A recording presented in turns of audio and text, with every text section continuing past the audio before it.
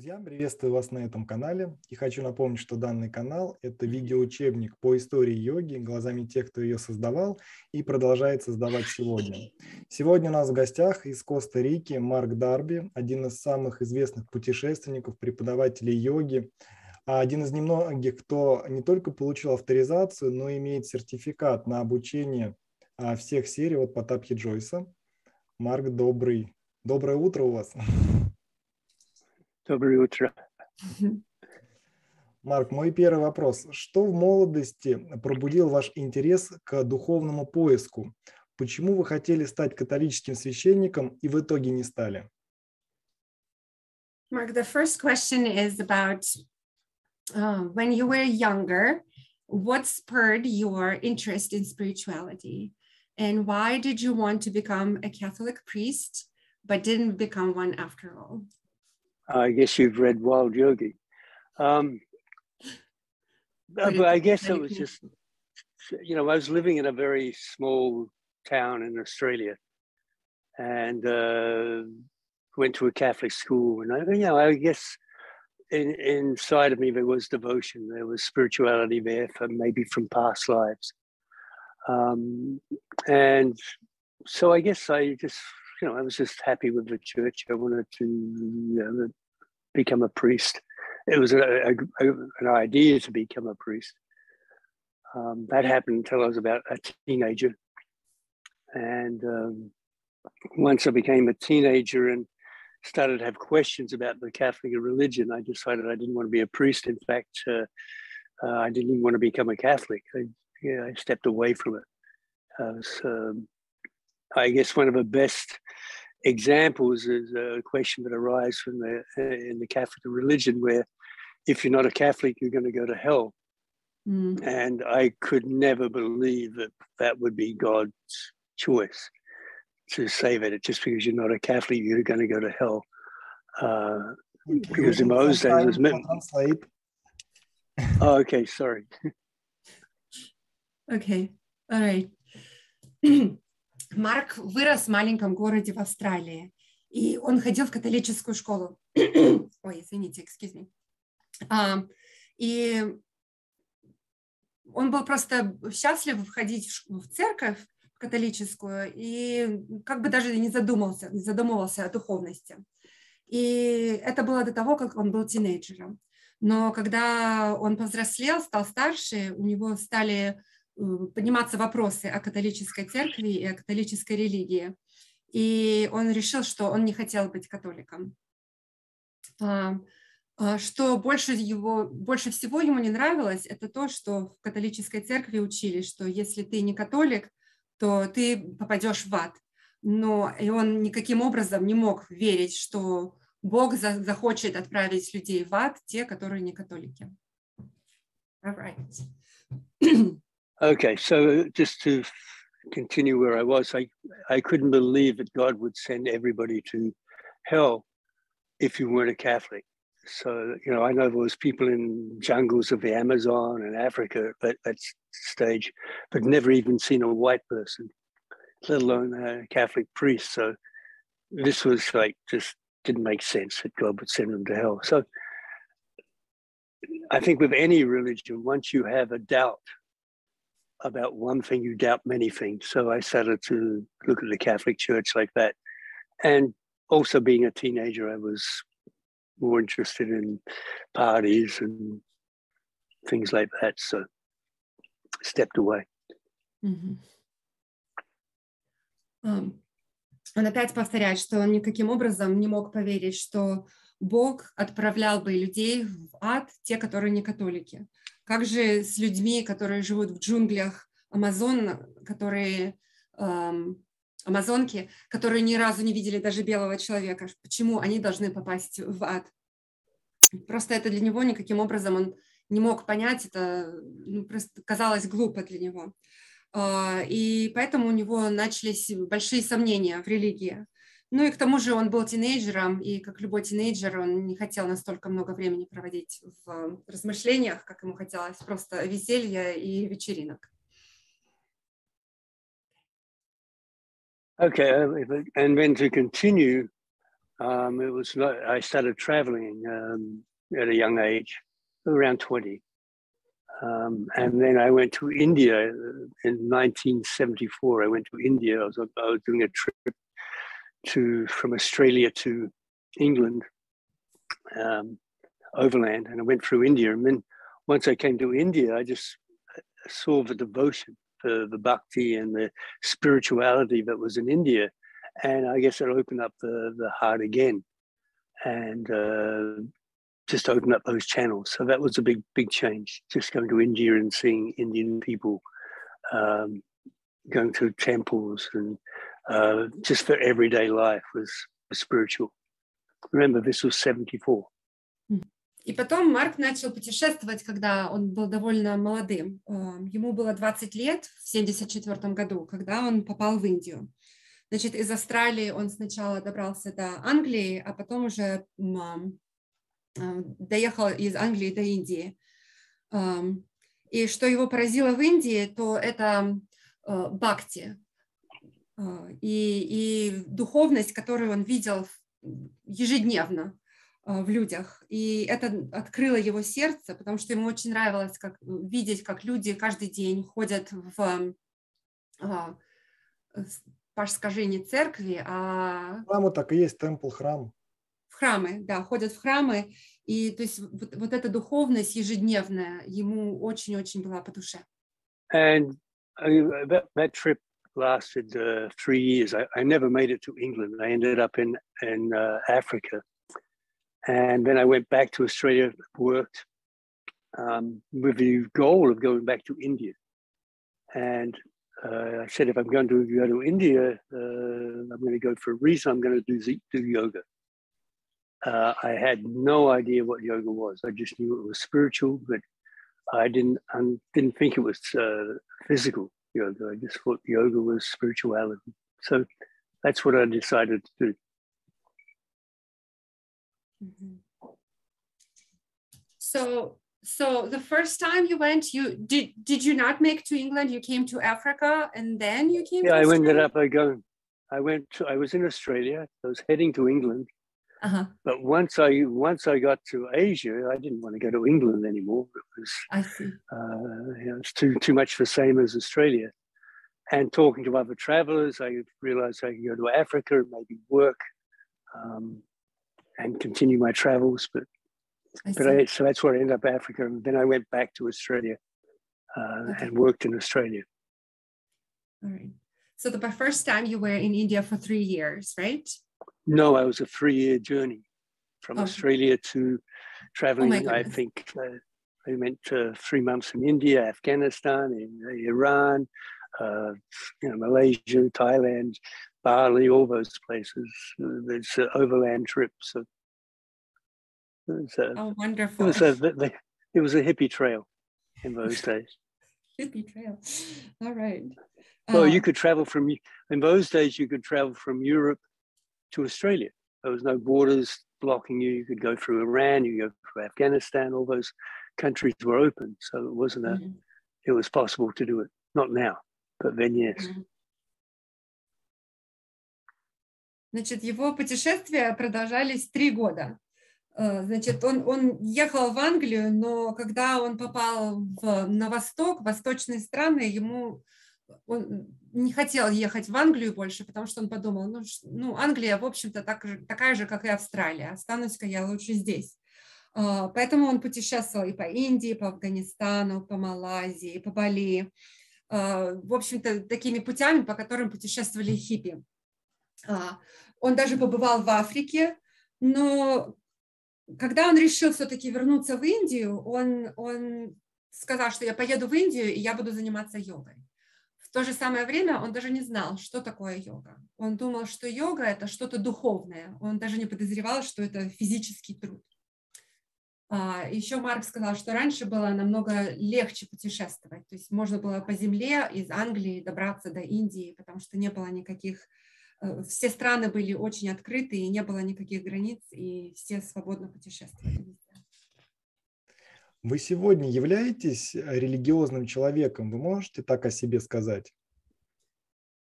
Mark, nowadays, would you describe yourself as a religious person? Religious, no. I don't go to church. I do practice yoga every day. I do pranayama, meditation. My teacher now is Shайлendra Sharma, who's quite known in Russia. So I take the Kriya practice, so that's the practice I'm doing. Plus I do the asana. Spirituality is there, but not, I wouldn't say religion, just spirituality. Он бы не сказал, что он религиозный. Духовный, да, но религиозный, скорее всего, нет, потому что он не ходит в церковь. Но он занимается каждый день йогой, он каждый день делает пранаяму, он делает крии.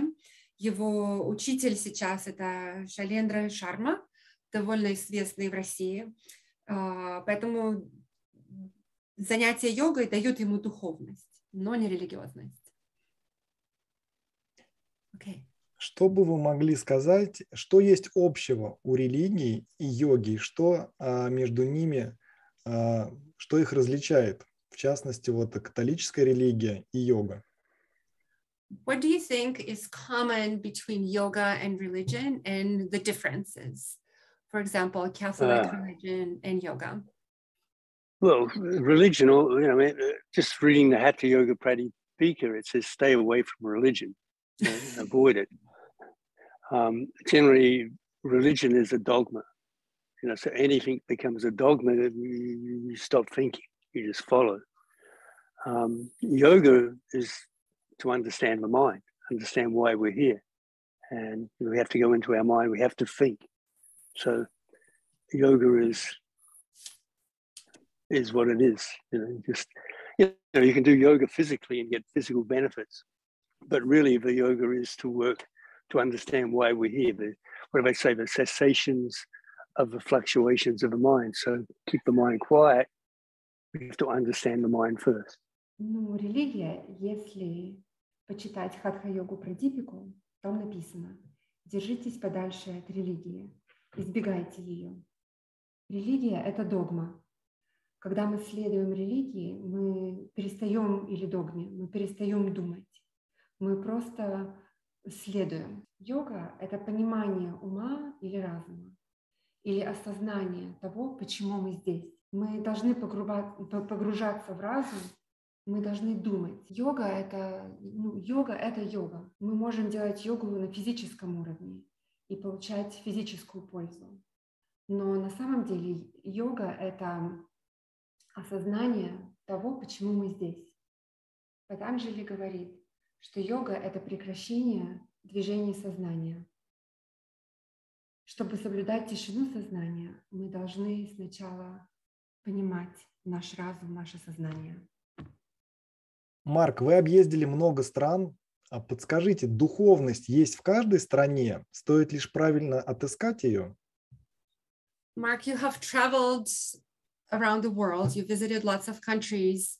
Do you think spirituality is present in every country? Is it readily seen, or do you have to look for it? Some countries it's very easy to see, like India. It's starting to change there now, but they're becoming more capitalistic there. But Russia is very strong with religion, or not religion, with spirituality. That's why I like to teach in Russia. You can really feel it. China is religious, but in a different way. They're more, not worldly, more to do with the chi, universal chi. So that they're religious. I think every country has spirituality in it. I think in the West, it's lost a little bit because there's too many temptations.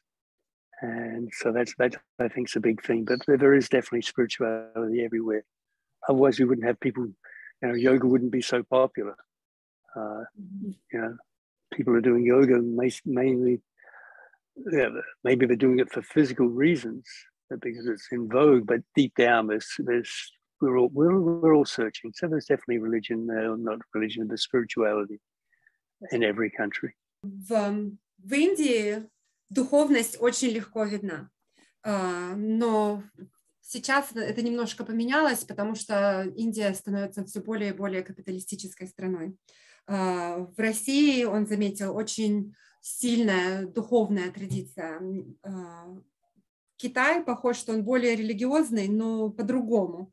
Там обращают более внимание на универсальное чи, на универсальную энергию.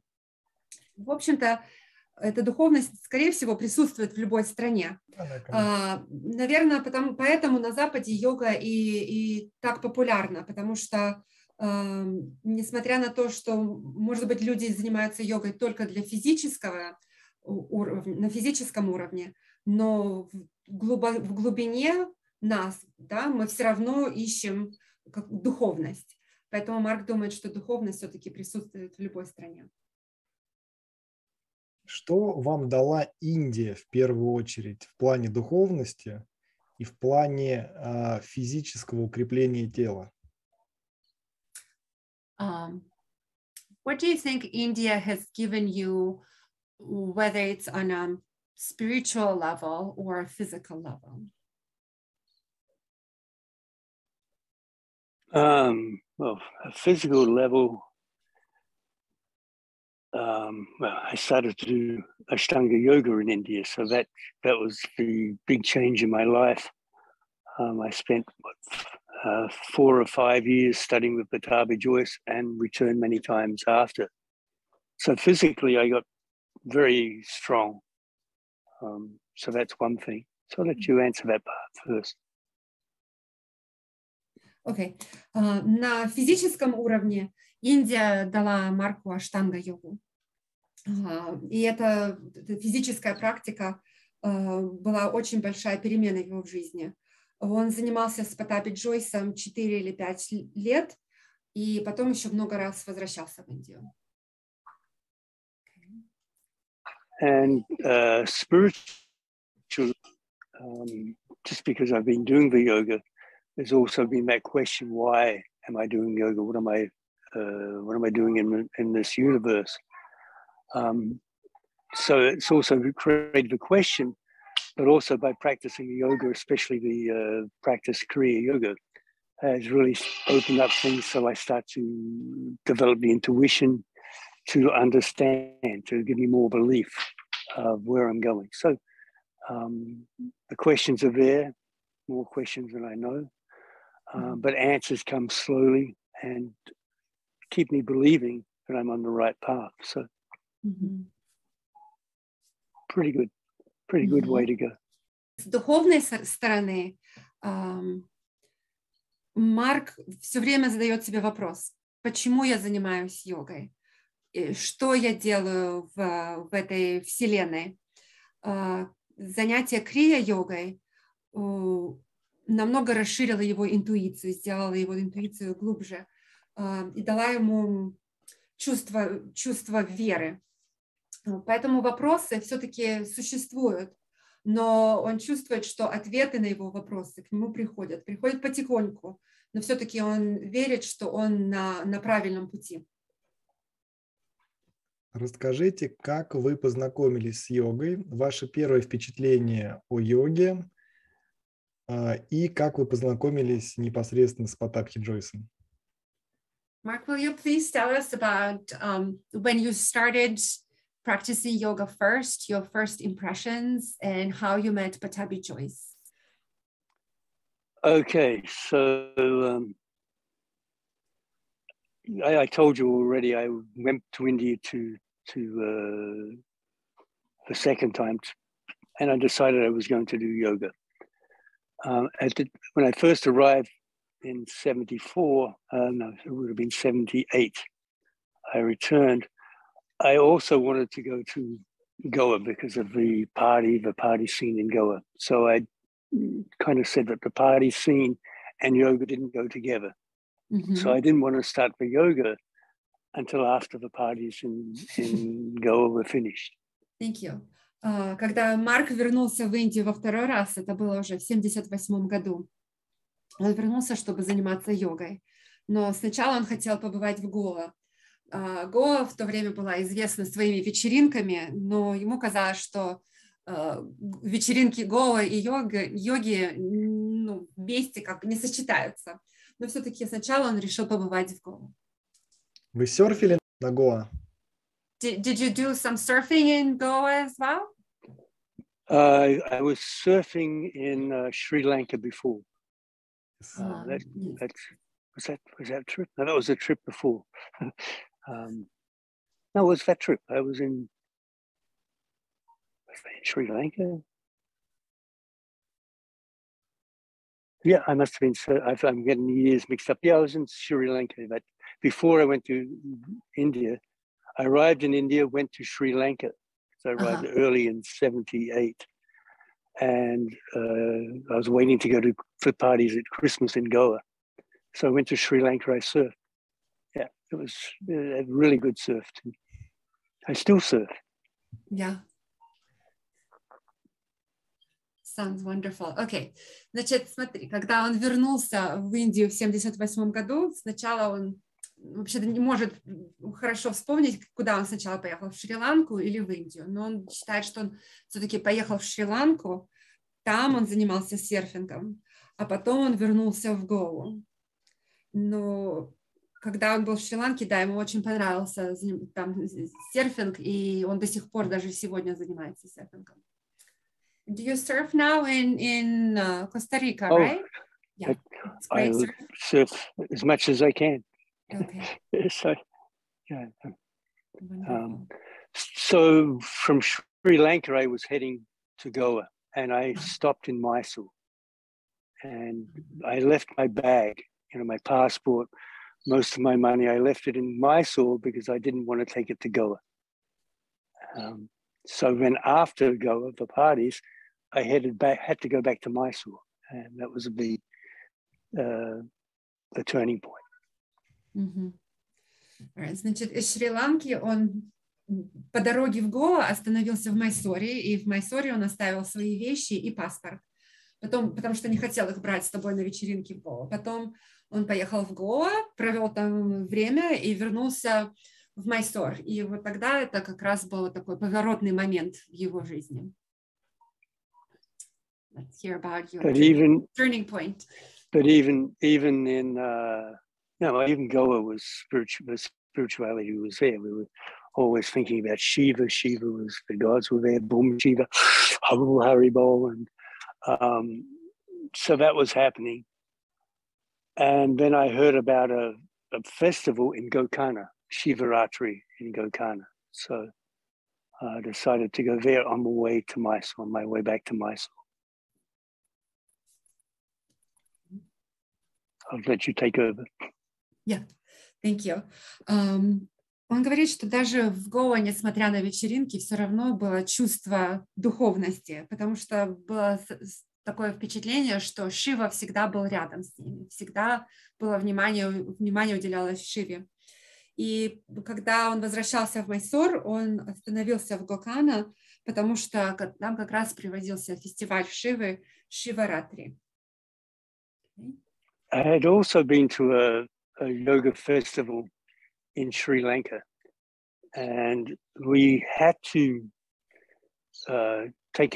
we took a bus, and then part of the way, quite a few kilometers, we had to walk to this festival. And in the walking, we were amongst pilgrims, which was very, very powerful for me to see these pilgrims and the devotion they have going to this festival.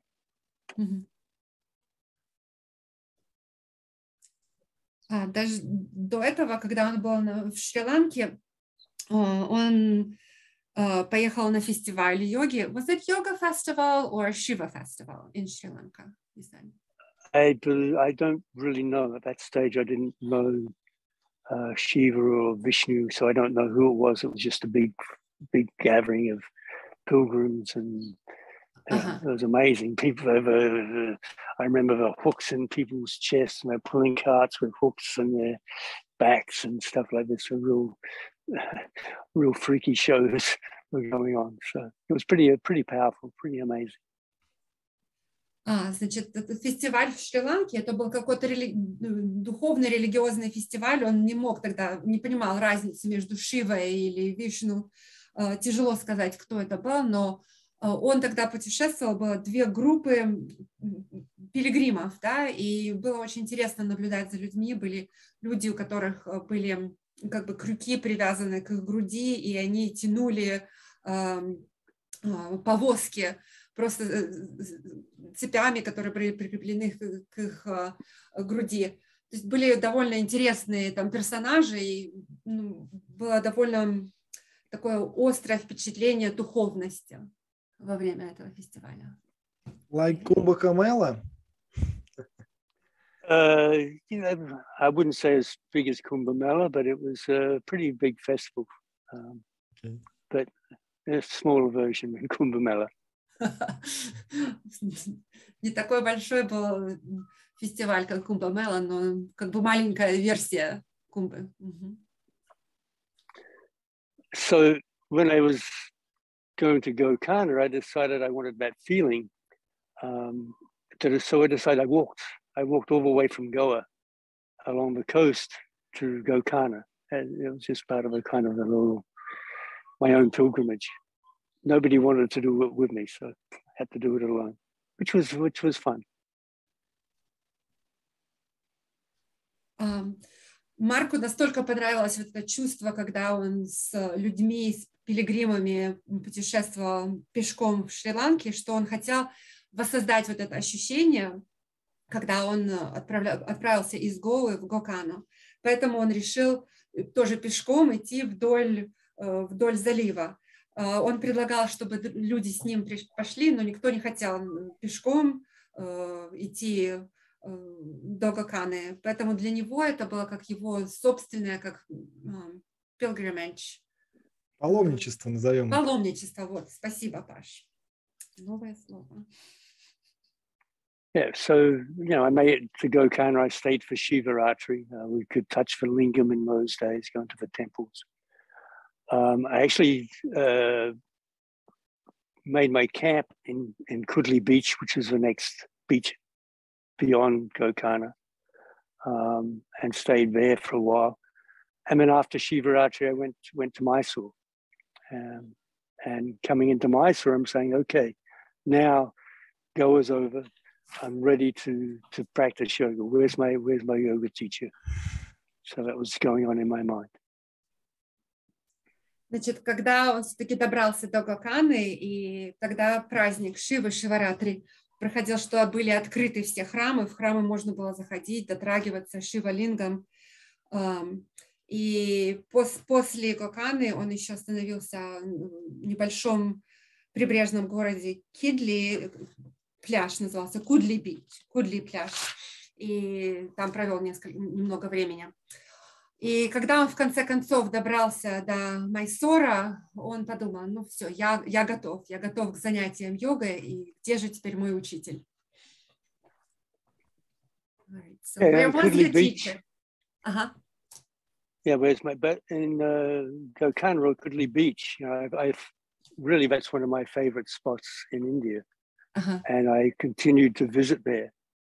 My second son, Skander, he was actually born in Kudli Beach in a little mud hut, which was pretty amazing.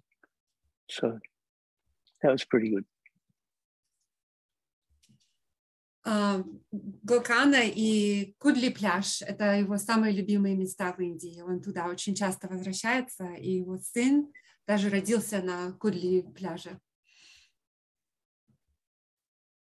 Yeah, that was a pretty amazing event, the birth of my son. I remember Joanne, my wife, we were swimming at sunset and the cramps started to come. We went back to the mud hut. We had already arranged for a midwife to come to give the birth, so somebody from the village went to Gokana to get her. I cooked dinner. Joanne was in the room with cramps, and I was cooking dinner. Made a cup of tea, and then the lady came in. Joanne gave birth. What was amazing was that we had this one post supporting our hut, and Joanne was looking this, and just millions of little ants or termites gave birth, and they came flying out, and they flew out of the door and into this was right at sunset, right at dusk, and all the birds were flying around having a food fest. And Joanne just got involved. Just watching this was amazing for her. And I remember seeing these millions of termites coming out. So that was happening. Once the baby was born, the villagers started playing tum-tum. So it was pretty amazing. A pretty amazing birth. So just what I'd tell you about. It sounds like such a beautiful experience, just unity with nature, giving birth. It's just, that is a spiritual experience. Well, it was very similar to this terrain that I'm in here now, all this land, all this jungle. That's where we were living in Kudley Beach. It was very similar. It was before tourists arrived, so there wasn't that many tourists there. It was those Western tourists. So it was pretty neat. Yeah, that's a powerful experience. Значит, когда он в Кудли-Бич, он уже побывал со своей женой Джоан, и где у них родился их второй ребенок. Они плавали в океане на заходе солнца, когда у нее начались схватки. Тогда они с кем-то договорились, с человеком, который побежал в Гокану, чтобы привести повитуху. И пока Джоан ждала и дышала через схватки в их маленьком домике, у них была такая как бы колонна, которая поддерживала крышу в домике. И по какой-то странной причине оттуда стали вылетать термиты. В то же самое время стали рождаться просто тысячи и тысячи маленьких, как летающих таких муравьев. И они вылетали прямо из их дома на улицу. И налетело очень много птиц, потому что для птиц это была как тоже огромная вечеринка и пирушка. И Джоанна рожала, летали эти мошки, летали птицы. Просто было необыкновенное место, очень похоже, где он сейчас. Вот, было очень мало людей, и зелени, такое было единение с природой. И когда родился их ребенок, в деревне даже заиграли на там-тамах, на барабанах, то есть это было глубокое духовное событие. Go ahead. So let's go back to Mysore. Yes. Once I arrived back in Mysore, looking for my teacher, I'd left my possessions in this small hotel. It was like a 4-story building, and we were living on the roof where they had maybe 8 little rooms. The bathroom was 1 floor below. But there I met this yogi, Cliff Barber, or we used to call him Old Cliff, who just recently died, by the way. And I'm sure many people have heard of him. He was living in Crete for many years. But I met him, and we talked about yoga, and he said, come and meet my teacher. And he took me to his teacher, who just happened to be Pаттабхи Джойса. Ну, если мы вернемся обратно в Майсор, когда он оставил свои вещи в Майсоре до того, как он поехал в Гоа, значит, он жил в такой небольшой маленькой гостинице, 4-этажной, может быть, на 8 комнат, и была всего одна ванна внизу. И в той гостинице он познакомился с практиком йоги Old Cliff Baba. Он думает, что довольно много людей его знали в то время. Старина Клифф. Его так и называли, Старый Клифф. Старый Клифф? Да, потому что он был старый, ему было 48 лет. Pavel says Cliff was called old because he was 48. And he was 48. I was 29. He was 48, yes, which was, old for people practicing Ashtanga in those days. Yeah. Old, 48 was old for me. Now I'm 72.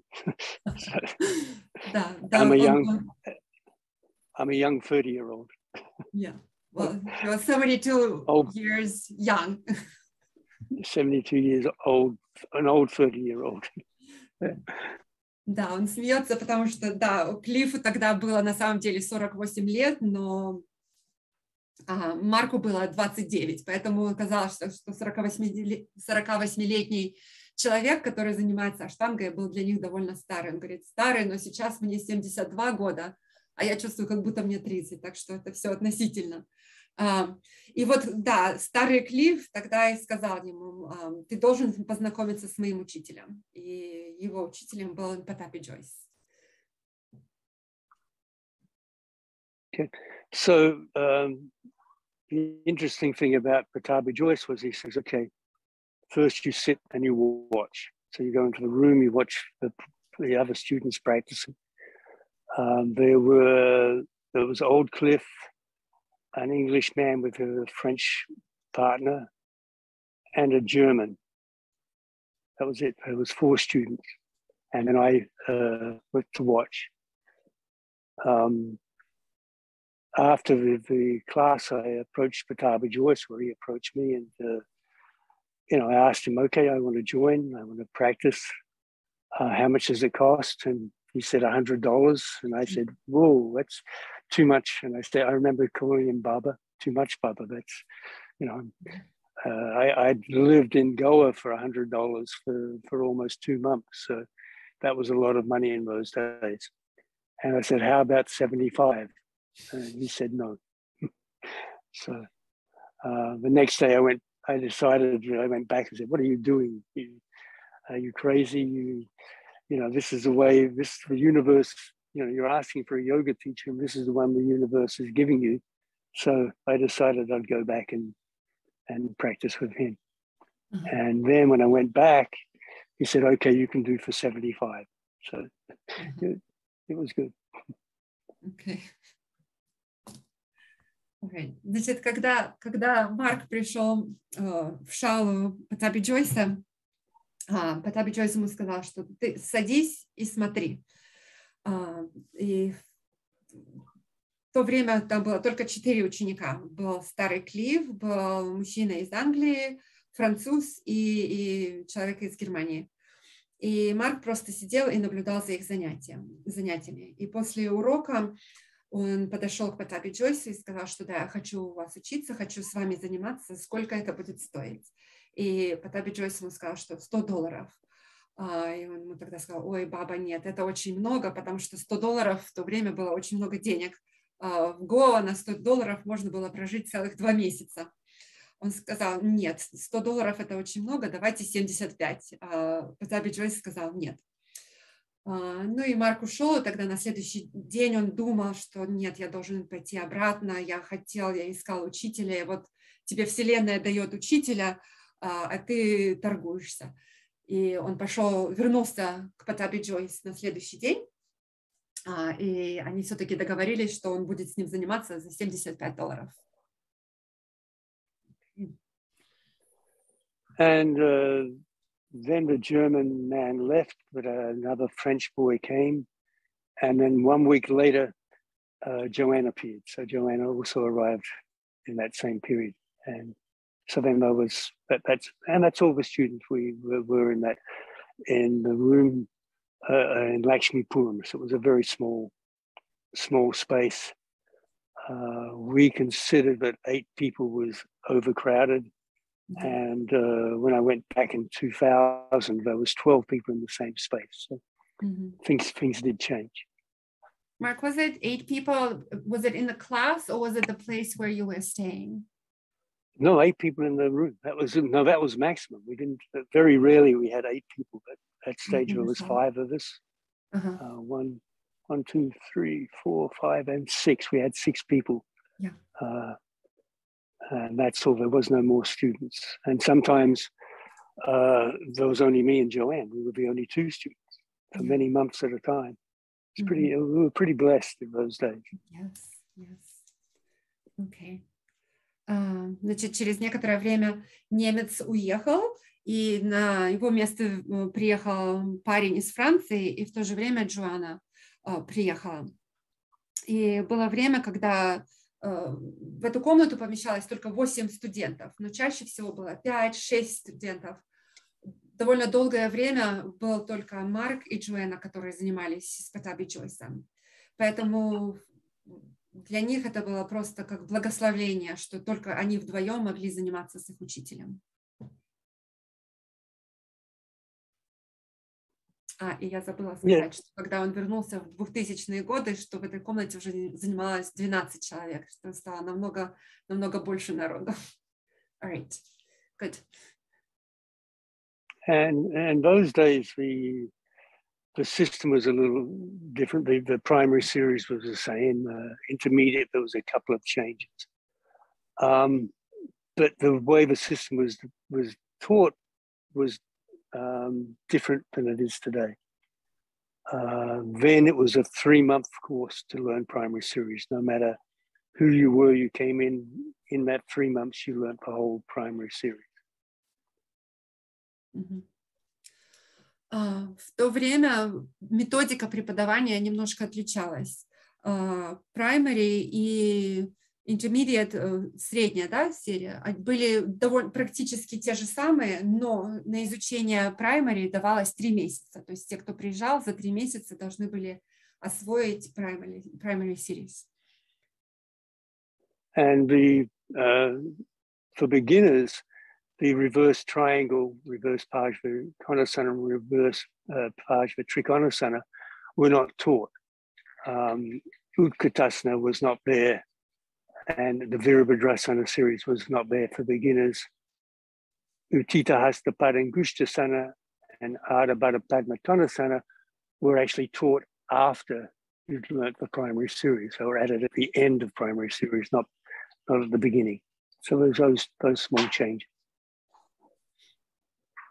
Значит, он говорит, что для primary series, да, Париврита Триконасана и Париврита Паршаконасана, тогда их не было в primary. Утита Хаста Падангуштасана была добавлена позже, Уткатасана была добавлена позже. То есть позы были немножко другие. Okay, well, I'm not translating Sanskrit terms. Кажется, все понимают. Which made sense. They were more difficult postures. A couple of the other changes were that Udva, I've even forgotten the name, Udva Paschimottanasana, and the posture before that, which I've forgotten the name of, Supta Padangushtasana and Udva Paschimottanasana, we actually spent 8 breaths on our back before we rolled up. So that was a big change. It's not there now. So that was another change. And also, we were holding the postures for 8 breaths and not 5 breaths.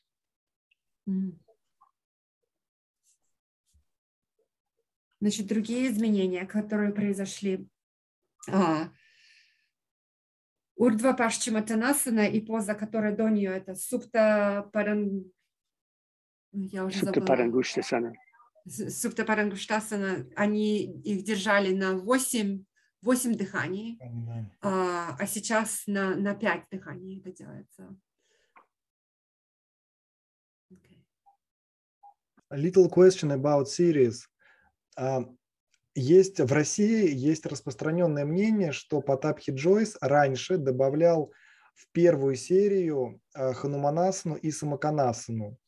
Но вроде как есть другое мнение, что это было исключением для одного из его учеников. Хануманасана и какую другую, Паш? Самаканасана. Самаканасана, okay.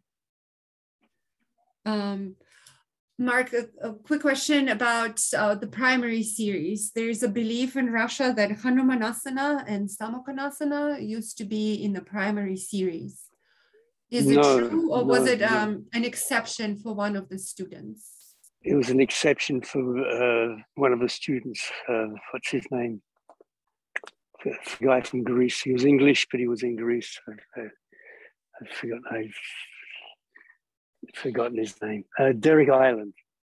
So Derek Ireland was actually given that posture by Pаттabhi Joyce, but he was I guess Pаттabhi Joyce saw that his practice, that he needed it or could give it to him. He started to teach his students, and some of his students were I think John Scott was one of his students, so maybe it progressed from him, that was put into the series for many of those students following that lineage of coming from Derrick Island. But it was never given to anybody else. Okay. Марк говорит, что Хануманасана и Самоканасана были исключением, и Паттабхи Джойс дал их, эти две позы в primary series Деррику Айленду, потому что Паттабхи Джойс наблюдал его практику, видел, как она развивается, и поэтому решил разрешить ему делать эти две позы. И потом, когда Деррик начал преподавать, скорее всего, что он их тоже добавил в своих primary series, потому что он видел, как его ученики прогрессировали в его практике. И он упомянул имя Джон Скотт, что он тоже добавлял эти две позы, но это было исключение из правил. Thank you.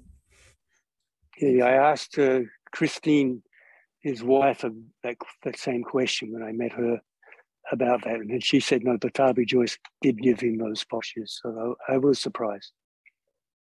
Okay, it was Derrick's wife, Christine? Derrick's wife, Christine. She now lives in Greece. She lives in Greece, okay. Да, Марк спросил Кристин, жену Деррика Айленда, про Хануманасану и Самоканасану, и она сказала, что да, Паттабхи Джойс таки разрешил ему делать эти позы, но в плане исключения. Они теперь живут в Греции. Окей. Кристин и Деррик Айленд. Okay. Next question. Следующий вопрос. Or where you met Pаттabhhi Joyce, did you want to tell us some more about your impressions and how you started studying with Pаттabhhi Joyce? Oh, I went there with, this is the universe putting me in this situation. And I just started to practice. I know that I was very sore for the first 3 months, extremely sore. Always in pain. But the pain changed places. It was hamstring and the other hamstring and all sorts of pains. But that was just the practice, and maybe my exuberance plus Pаттabhhi Joyce was quite strong in his adjustments. Mm-hmm.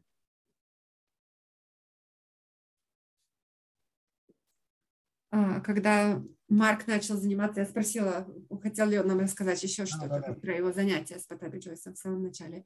Он сказал, что он чувствовал, что все-таки Вселенная его направила в то место. И первые 3 месяца у него болело все. Боль просто меняла разные места в его теле. То одна нога, то другая нога, но болело все. Возможно, это было из-за самой тяжелой практики, возможно, из-за его старательности и усиленных занятий. Может быть, из-за того, что Паттабхи Джойс, когда поправлял, у него были довольно сильные руки тоже в правках. I had, old Cliff was there, Cliff Barber was there, so, I was talking to him and he said, oh, this is normal, no pain, no gain, it'll change. Everybody goes through pain, so I just learned to accept it and went through it. Now I would think back on it, it wasn't too good, but that's the way it was. Он спросил у старого Клиффа, нормально ли это, что у него все болит. И Клифф ему сказал, без боли ты никуда не продвинешься. Такая английская поговорка есть. И Клифф ему сказал, что это, со временем это все поменяется. То есть у тебя практика станет лучше, и боли будет меньше. Но с сегодняшней точки зрения, когда он смотрит назад, он думает, что, может быть, все-таки так много боли не было на самом деле хорошо. So after the learning of the primary series, which was 3 months, I needed a break. So I went for a short trip in India, went to Pondicherry, up to Hampi, back to Gokana. So I took a little journey and came back. Joanne was still there. She didn't leave. So she stayed the whole time. And then I started the practice again.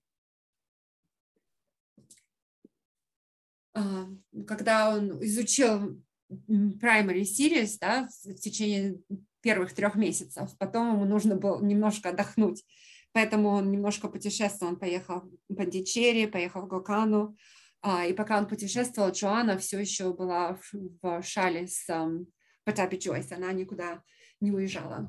Потом он вернулся после своих путешествий. So when I came back, I wanted to move from downtown, right? Because it was maybe 20 to about 30-minute walk from downtown to Vishala. So I approached Pаттabhi Joyce and asked him if he knew some places in the area where I could stay.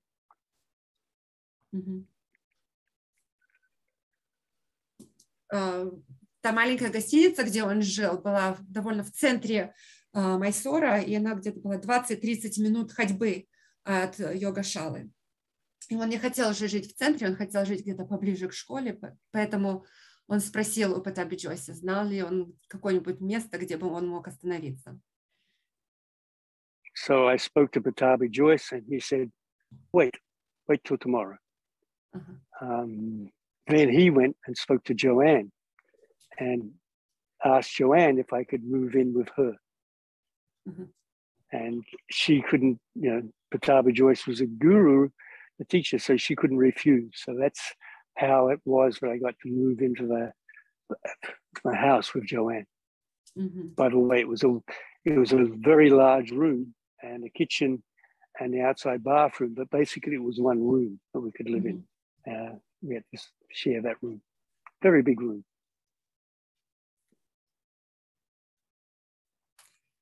All right. Когда он спросил Паттабхи Джойса, знает ли он о месте, нового места проживания для Марка, Паттабхи Джойс ему сказал, подожди до завтра. И пока Марк ждал, Паттабхи Джойс пошел к Джоан и спросил, может ли Марк жить с ней в одном доме. Ну и поскольку к Джоан пришел ее гуру, она не могла ему отказать, ей пришлось сказать, конечно, что Марк может с ней жить. И этот дом был, в общем-то, это была одна комната. Она была довольно большая комната, но это была комната вместе с кухней, и туалет был на улице. So the universe works in funny ways to introduce me to my soulmate. So I believe that's what happened. Марк думает, что Вселенная таким образом помогла ему познакомиться с его, soulmate, такое хорошее слово, сердечным другом, да, с его возлюбленный. Супругой. Возлюбленный. Возлюбленная, да. Да, с будущей женой.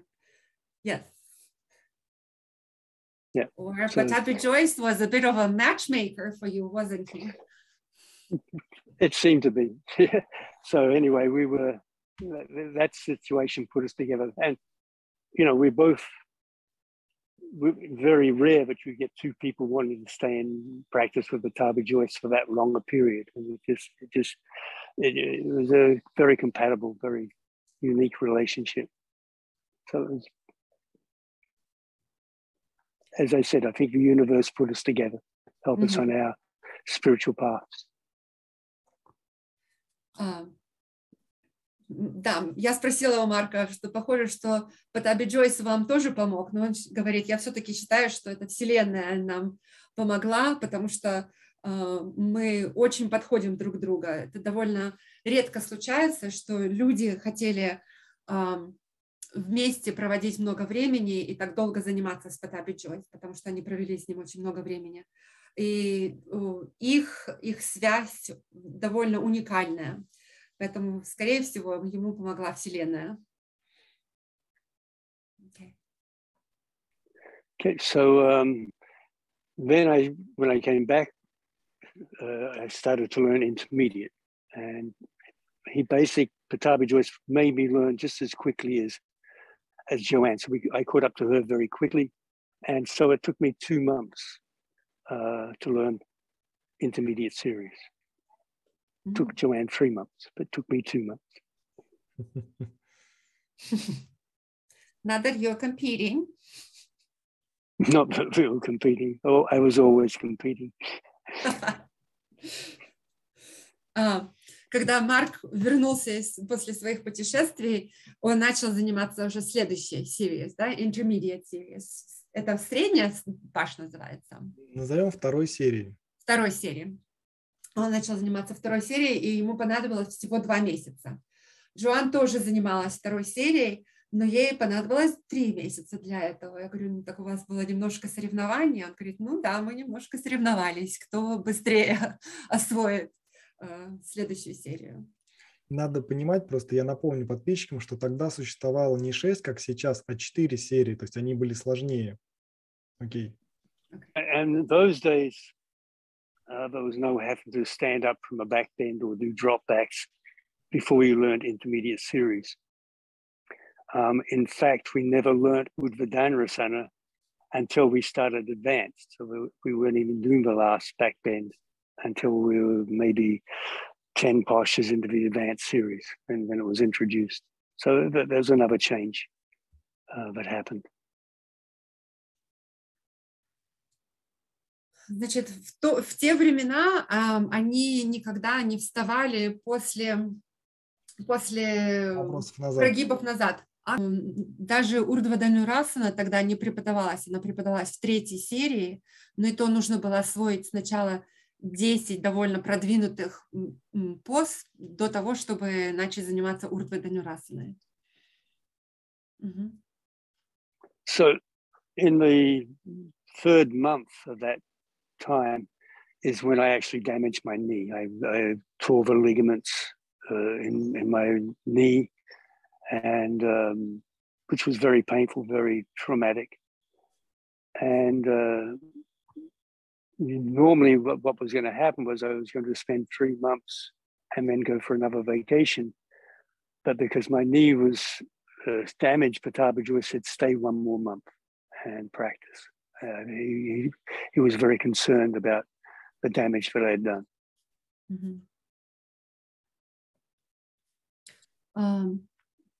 Во время занятий Марк, тогда у него была большая травма колена, он порвал все связки в колене и не мог заниматься.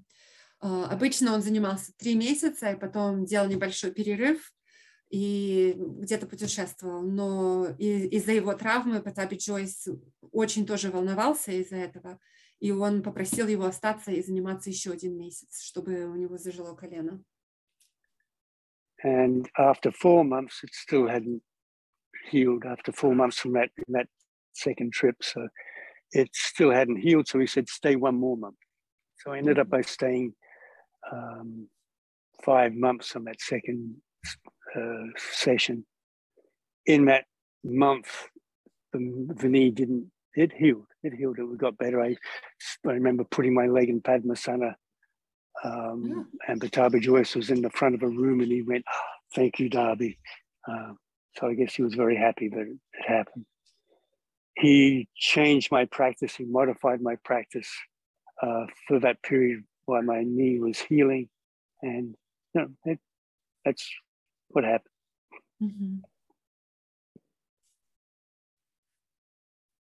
Ну, за 4 месяца колено все-таки не зажило, поэтому Паттабхи Джойс попросил его остаться еще на 1 месяц. Поэтому Марк провел целых 5 месяцев с Паттабхи Джойс. В конце концов, когда колено начало заживать, стало намного лучше чувствовать себя. 1 день Марк сделал падмасану, и когда он был в 1-м ряду, и когда Паттабхи Джойс его увидел, он сложил руки в пранам и сказал, спасибо, Дарби. Он очень был рад, что все-таки у него все стало лучше. И, конечно же, Паттабхи Джойс поменял его практику, дал ему очень много разных модификаций, чтобы колено его зажило быстрее. Yeah, so what I did actually, I damaged my knee, not from Pаттabhi Joysa's adjustments, from my own exuberance of trying to do something I shouldn't have been doing. Again, I was watching Cliff Barber practicing advanced series, and I was trying to do Vrinsyasana, where you turn your foot over 180 degrees and I had only just learnt Janu Shirshasana, so my fault, and I suffered. And I still keep doing the same things. Been doing the same things all my life, and I still do the same things. I always push myself too far. Травма колена случилась не из-за Паттабхи Джойса и не из-за его правок, а из-за по вине Марка, из-за его такого большого желания сделать что-то невозможное. Он наблюдал за Клиффом, за старым Клиффом, Клифф Баба, который делал Варинчасана, did you say? It's an advanced practice in Janu Shirshasana C, that you take your foot even further over. Yes. Значит, это как Джану Ширшасана Си, когда нога поворачивается на 180 градусов. И Марк попытался это сделать и вот так порвал связки в колене. Но несмотря на этот урок, он все равно продолжает заниматься с усилием и все равно заставляет себя делать больше, чем он может сделать, на что его способно его тело. Pushing too far. Pushing too far. Yep, which I still do. I did it last week. But didn't surfing. Surfing. I did it. Well, just maybe less than a couple of weeks. I slipped and I was carrying some coconuts and I fell on my elbow, pushed my shoulder back, and maybe tore something in my shoulder. Oh no! And so there's pain there. But then I decided I still want to surf, and so I just went surfing, and that's just really just made it aggravated it so much. Oh. So I just, I know not to surf. I should not do it, but I still went surfing. And because it's so fun. But please take care of yourself. Yeah, but I had to force myself not to surf this morning. Huh? I said, no, I have an interview today, so don't surf this morning. Thank you for taking care of yourself today, but it should be daily practice, right? Yeah, well, I make sure I practice. I couldn't do asana practice very much, less asana practice, but I still, for sure, definitely I do the Kriya Yoga practice. That's my main practice these days, Kriya Yoga. So I never miss that. But occasionally I'll miss, I might not do the full series, or might do just part of a Ashtanga series, but always the Kriya practice. Okay. Okay. Let me translate this and then you can tell us about your Kriya practice. Okay? Thank you. Я спросила, что вы до сих пор продолжаете так тяжело все делать, толкать себя.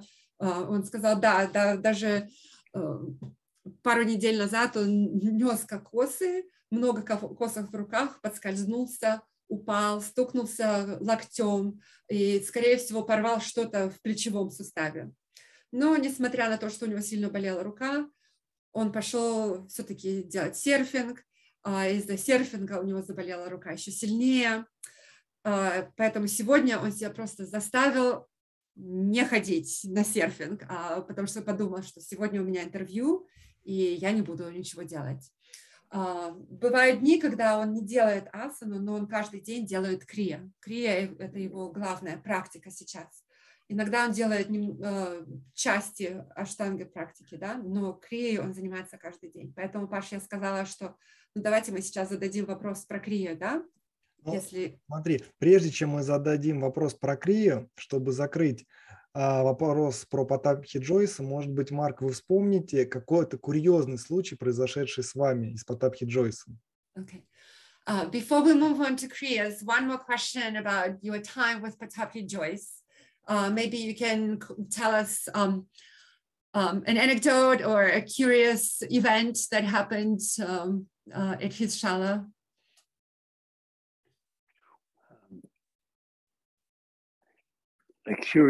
Well, he did marry me and Joanne. That was at the shala, by the way. So that was one thing. Oh, yeah, there's so many little things.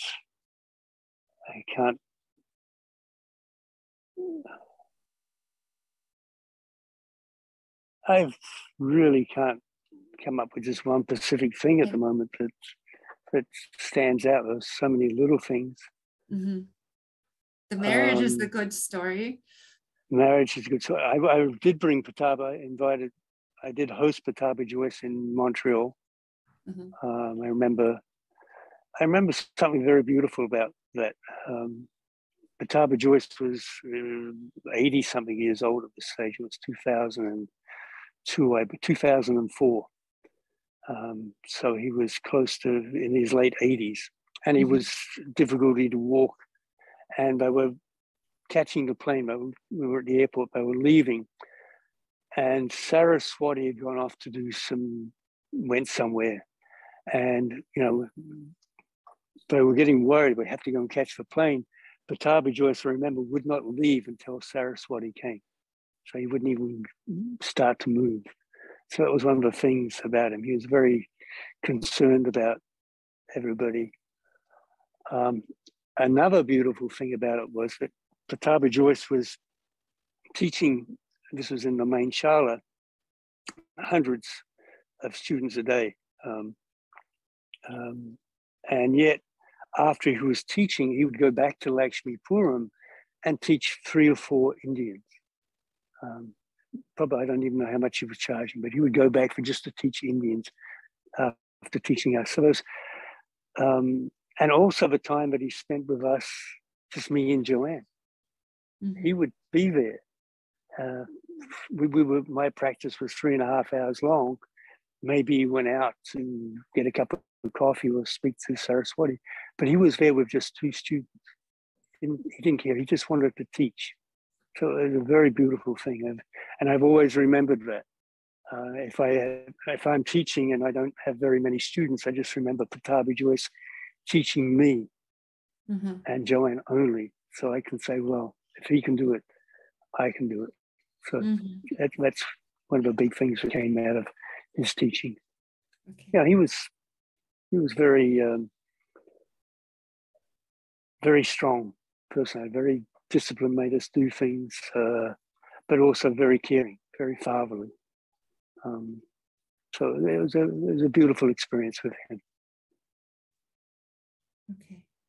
Okay, thank you. Ему довольно тяжело было вспомнить какой-то определенные моменты, да, потому что так много воспоминаний, так много времени они провели вместе, что выделить определенные истории было довольно тяжело. Он вспомнил, что да, в его шале Паттабхи Джойс был человек, который поженил, значит, он провел церемонию для Марка и Джоан и сделал для них свадьбу. Потом он вспомнил, когда примерно в 2004 году Паттабхи Джойс приехал к ним в Монреаль, и ему уже было глубоко за 80, и ему было уже даже немножко тяжело ходить. И Сарасвати где-то была, и им нужно было ехать в аэропорт на самолет, и Сарасвати почему-то с ним не было дома. Поэтому Паттабхи Джойс даже не хотел двинуться с места, потому что ему нужна была Сарасвати, потому что он все время переживал о людях и очень о людях заботился.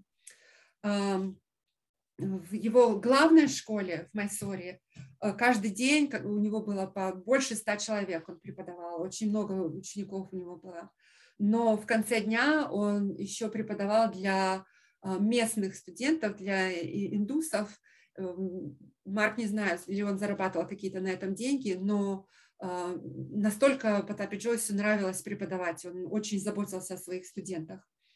И были времена, когда у него было только 2 ученика, это были Марк и Джоэн, и их практика была долгая, по 3, 3,5, 4 часа, и Паттабхи Джойс оставался с ними все это время. Может быть, он уходил там выпить чашечку кофе с Сарасвати, но в то же время он проводил время только с ними, наблюдал за их практикой.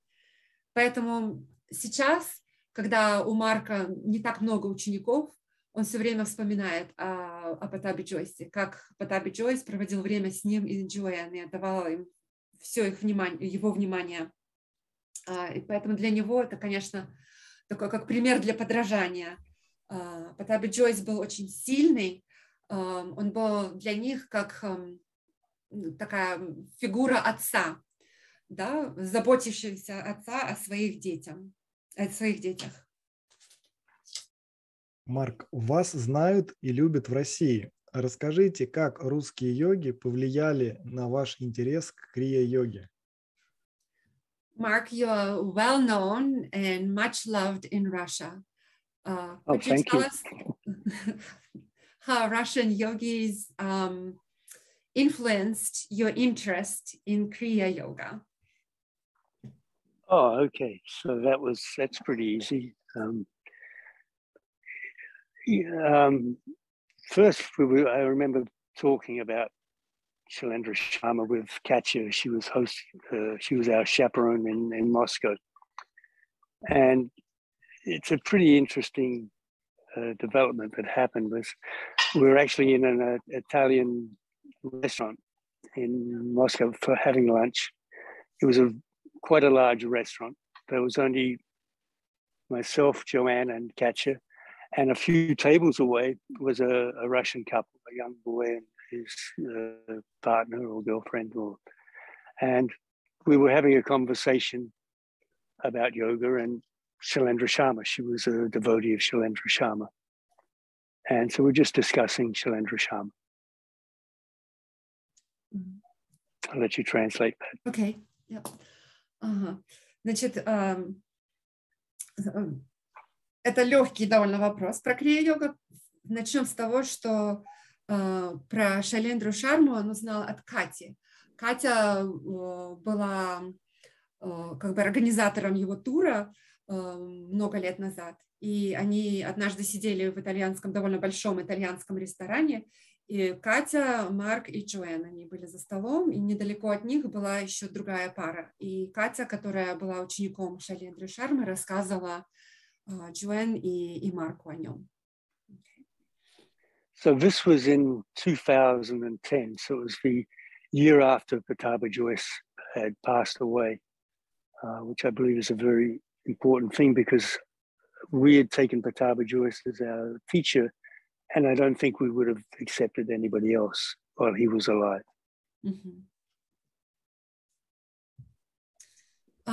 Значит, это было в 2010 году, год спустя после смерти Паттабхи Джойса. И для Марка это довольно важно, потому что Паттабхи Джойс был его главным учителем. И во время жизни Паттабхи Джойса он бы никогда бы не пошел к другому учителю.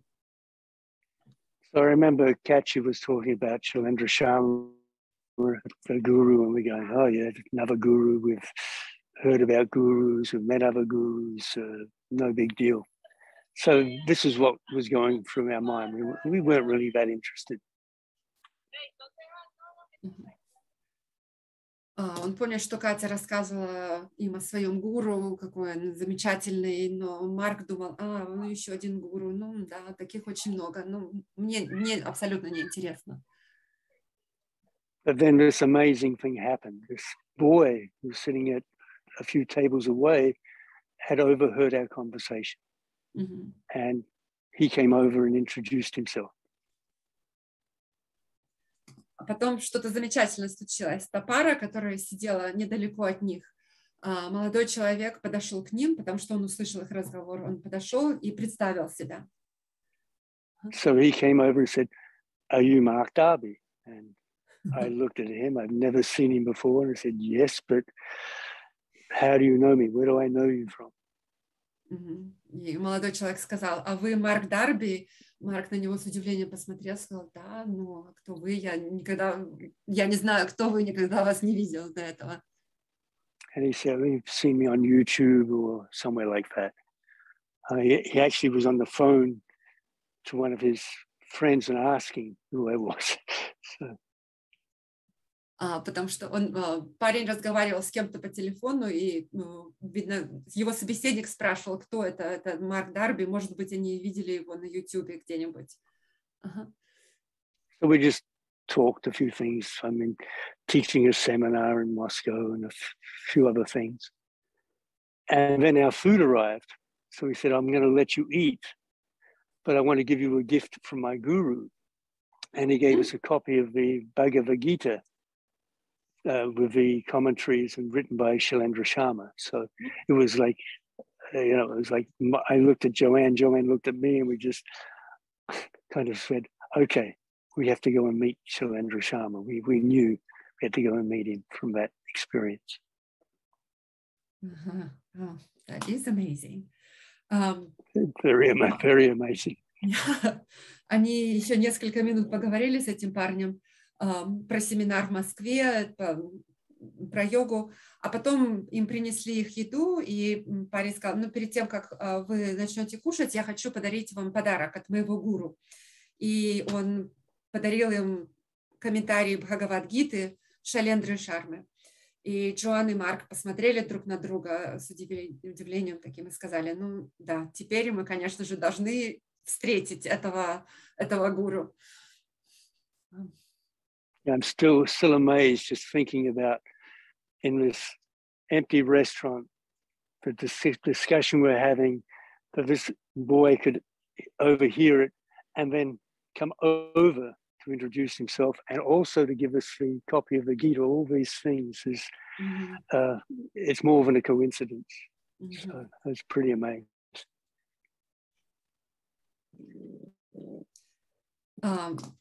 По сей день Марк удивляется, даже в своем возрасте, для него это удивительное совпадение, как, будучи в Москве, в большом ресторане, к ним подошел ученик Шайлендры Шармы, который услышал их разговор и подарил им подарок.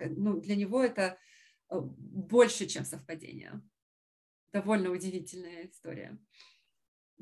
And then we went back to teach in the afternoon, and in our change room was now there was a map of how to get to Shайлendra Sharma, and also the picture of Shайлendra Sharma. So it was like the words read very quickly. So then we took our first opportunity. We went back to India, and then we went to Govardhan, and introduced ourselves and met Shайлendra Sharma and became devotees. Okay. После обеда они поехали преподавать обратно их семинар, но теперь у них уже была цель, каким образом они встретятся с Шайлендрой Шармой, и прошло некоторое время, они все-таки собрались в Индию, они доехали до Калканы и познакомились с Шайлендрой Шармой и стали его учениками. And then we've gone back every year to go and visit him, except the last couple of years because of the situation in the world with COVID. We can't even travel to Russia, Europe, or anywhere. So we're just waiting for that situation to change. We'll probably go back. And I think that's about the only place I would go in India these days, would be to go and visit him. С тех пор они каждый год ездили к их новому гуру, за исключением нескольких лет из-за пандемии они не смогли выехать никуда. Но теперь они даже не могут и в Россию приехать. Но когда обстановка изменится, они надеются, что они поедут в Индию. И, скорее всего, это будет единственное место, куда они поедут к их гуру. Вопрос, который я задаю всем его ученикам и все, кто лично знаком со Шри Шайлендра Шарма. Были ли вы свидетелем его каких-то мистических проявлений? Pavel has this question to all of Shailendra Sharma's students and devotees. Have you witnessed any mystical events or something mystical about him? Oh, I don't think directly. When I've been in a room with nothing like that, I just listen to his answers, and I'm just amazed again at how he answers questions and the answers he comes up with. I've heard of other things that he's done, like his brain scans and things like that, but I've never been there when it's actually happened. So I can't really comment and make a comment.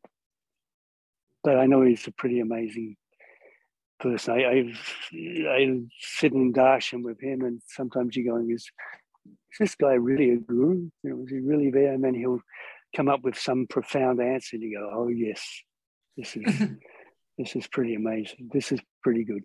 So.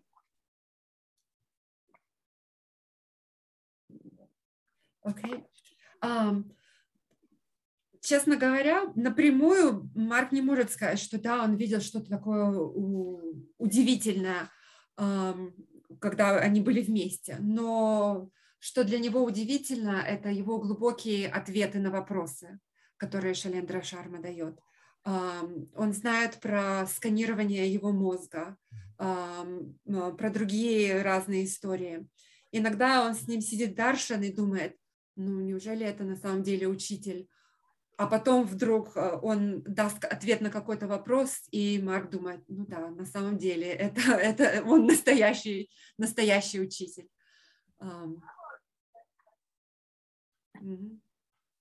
But what's more important is the practice. You know, this practice is a huge step in advance in your spiritual practice. It's like going from primary series to fourth series in Ashtanga. So you jump from doing a yoga and then you get into the pranayama practice. It's very big difference in what happens to you.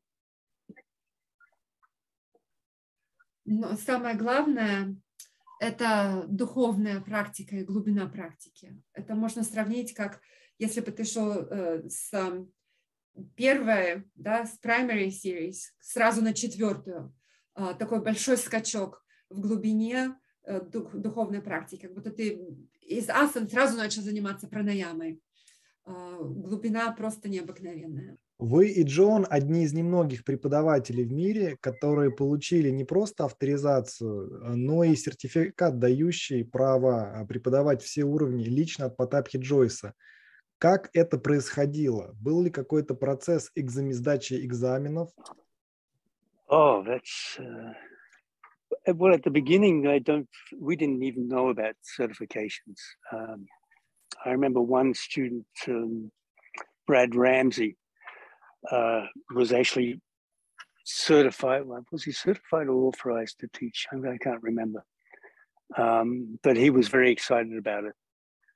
I remember that Pаттabhi Joyce authorized me to teach verbally after 2 years of practice. When I was going back to Australia, he said, okay, now you go and teach in Australia. Unfortunately, I wasn't ready to teach, but he gave me authorization then.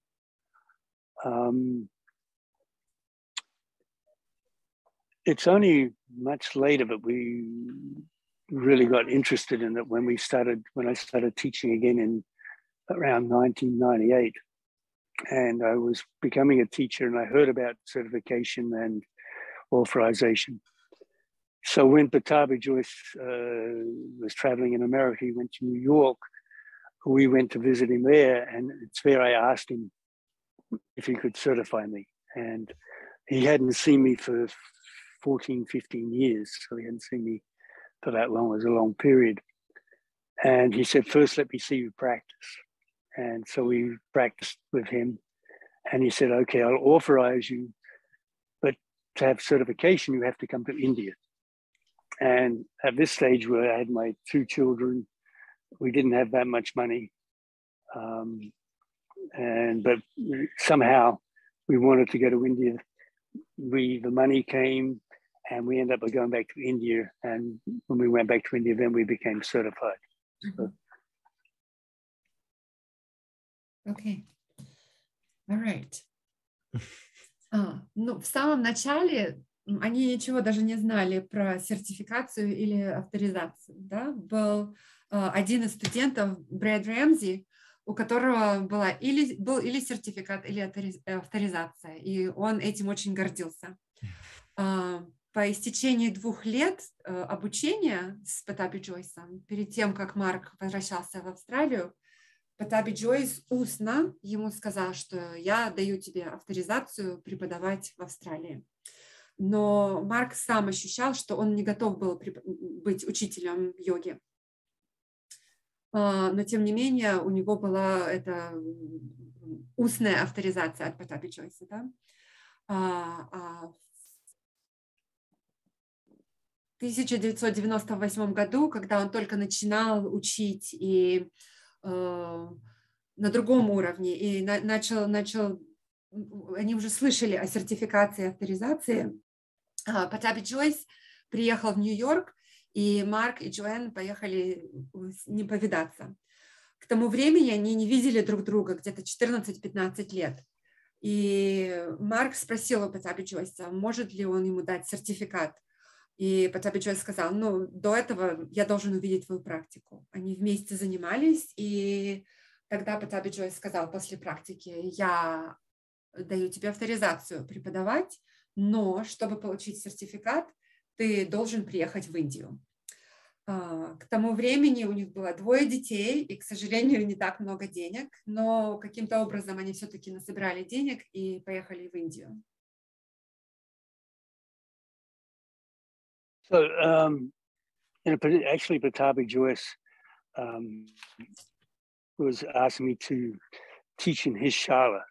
He was actually going to America. He was going on a tour, and so he was training me to look after his students while he went away on that tour. So I was actually assisting him in the shala.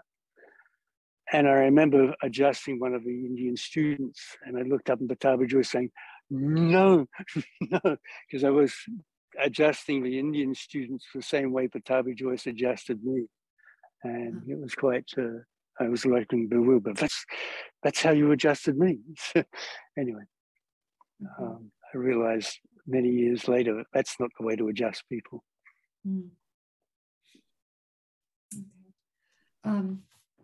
В один момент Паттабхи Джойс попросил Марка, чтобы он преподавал у него в школе, в его шале, пока Паттабхи Джойс путешествует по Америке с его туром.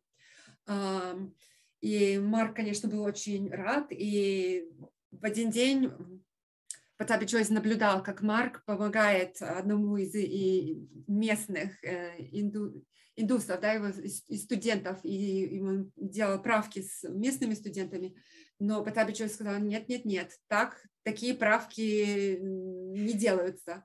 Но Марк сказал, ну ты же делал такие правки со мной. Паттабхи Джойс сказал, нет, для этих студентов нужны другие правки. И поэтому много лет спустя Марк осознал, что все-таки правки бывают разные для разных студентов, для местных и для остальных. Как сертификат в итоге получили? So did you eventually get the certificate when you came to India? Oh yes, yeah. We went to India, and then he gave it to us very quickly afterwards. Okay. We had to pay for it, but we got it. There was very few certifications by Pаттabhi Jois. I think there was like 35 worldwide that he actually gave. Many authorizations, but certification was only about 35. Okay. So you had to be an advanced student to be able to be certified. And you had to pay a lot of money. Okay. Да, значит, несколько дней спустя после их приезда, да, они таки получили сертификаты, но они должны были заплатить за эти сертификаты. В мире существует приблизительно 35 человек, у которых такой сертификат есть. Очень много авторизаций, но сертификатов довольно-таки мало. И люди, которые получили эти сертификаты, они все, конечно, продвинутые практики, и они должны были за это заплатить довольно хорошую сумму денег. Марк, а получение сертификата что-то изменило внутри? В плане, почувствовали вы себя особенным? Как к этому отнеслось ваше эго? Good question. Pavel's asking if you felt any differently on the inside having that certificate. Was your ego boosted by it, or what was its reaction? I don't think, no, I didn't have any feeling of being, with my ego getting boosted that I'm certified, no. Maybe at that stage I didn't realize how few people were allowed to be certified. So I had actually been out of the Aштанга world for many years. When I went after 84, we went back to Canada in 1984. I went to Canada, and here I had now 2 children to look after. I wasn't going to be a good yoga teacher at that stage. There wasn't many yoga studios around, so I probably wouldn't have been able to make a living teaching yoga. So I got a job with my brother-in-law, which then took up a lot of my time. So I ended up by actually not doing yoga for many years. Mm-hmm. Okay. Марк говорит, что нет, его эго не почувствовало, что его каким-то образом увеличили, да, потому что, скорее всего, в тот момент он не осознавал, сколько людей, как мало людей имеют такой сертификат. В то же самое время он довольно долго уже существовал вне мира аштанги-йоги, да. В 1984 году, когда они поехали в Канаду, у него было 2 детей, и он понимал, что, будучи преподавателем йоги, он не сможет обеспечивать своих детей. Поэтому он работал с братом своей жены, и йогой практически не занимался, или, во всяком случае, не преподавал. Поэтому его эго, как было, таким и осталось, наверное. Mark, if I may ask, what did you do with your brother-in-law? He was actually in the garment industry, women's clothing, and I started at the bottom, but he was my brother-in-law, so promotions came about, and I got more and more promotions, which meant more work. The garment industry is very stressful, takes up a lot of time. So, okay. Again, the universe actually intervened again and got me back into yoga, which I'll tell you in a moment. Okay. Да, он работал со своим с братом своей жены, это деверь называется, да, наверное. И он работал в индустрии с производством одежды. И поскольку это был как семейный бизнес, поэтому его довольно быстро продвигали по службе, у него не было даже времени на йогу. Но он сейчас нам расскажет, каким образом он вернулся к йоге. Mm-hmm. Yeah, so how I got back into yoga was, and again, another friend of mine, and he's also been to Russia, Shandor Ремете from Shadow Yoga. He was actually an Iyengar student.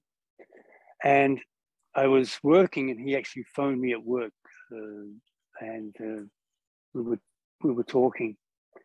And then he asked me about my yoga practice, and I said, well, I'm not practicing. And he said, what a shame you had such a good yoga practice. And that just ignited inside me. He said, what am I doing this work for? I've got to get back to yoga. So that planted the seed for me to get back to yoga.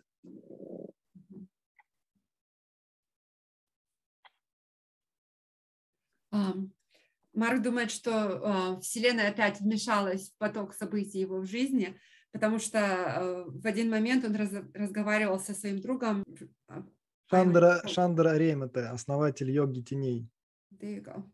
Марк был на работе, Шандра позвонил ему, и пока они говорили о йоге, и Шандра спросил его о его практике. И Марк сказал, я не занимаюсь в это время. И Шандра сказал, это просто позор, потому что у тебя была замечательная практика. И тогда Марк подумал, что я делаю, действительно, что я делаю, почему я не занимаюсь. И таким образом как бы зерно было посеяно, что ему пора возвращаться к своей практике. Шандр тогда создавал свой стиль или еще был студентом у Айенгара? Was Chandra still the Iyengar student, or was he creating his own style of teaching at that moment? Well, at that moment, when I met him, he was Iyengar, very much Iyengar.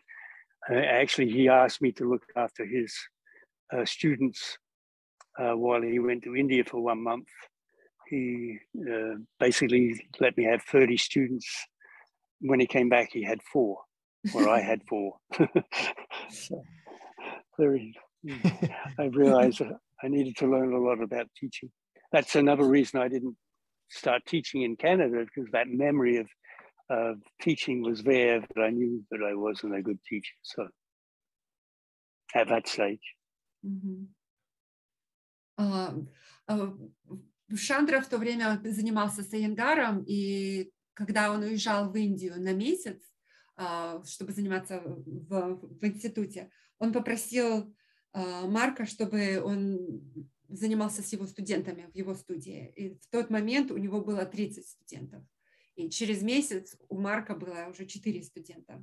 Марк тогда осознал, что он преподавал довольно не очень хорошо, потому что он не готов был к преподаванию. И, скорее всего, у него была такая, как бы нехорошее воспоминание, неприятный опыт о том, что он потерял столько студентов, и, наверное, из-за этого он не преподавал.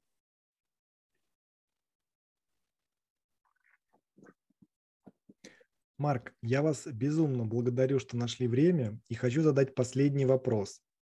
Если бы вы писали книгу о своей жизни, то как называется глава, в которой вы сегодня проживаете? Как бы вы ее назвали? Mark, we want to thank you for your time. We're just so appreciative of the time you've taken to talk to us. Thank you very much. Thank you for inviting me. Thank you. Before we say our goodbyes, we have one more question. If you were to write a book about your life, how would you call the chapter of this current moment in your life? This current moment? The next chapter. Следующая глава. That's a funny question too. I think it's just a continuation of searching. I'm still looking for answers. I was just thinking about that then, how I was in my practice this morning, and I'm still analyzing my practice, still analyzing what I'm doing and refining. So I'm still learning. I'm still searching. It never stops. I think one of the things about the yoga practice is you've always got to remain a student, always willing to learn, and in that learning you've got to ask questions, search. Oops.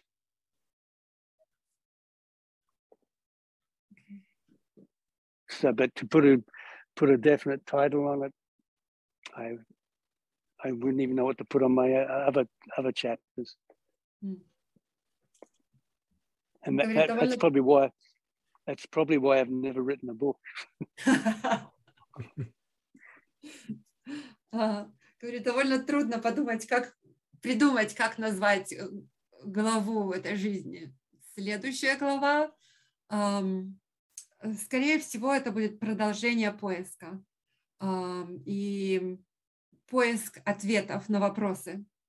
Потому что когда человек студент йоги, обучение никогда не заканчивается. Мы всегда чему-то учимся, он всегда учится, он анализирует свою практику, он пытается сделать свою практику лучше.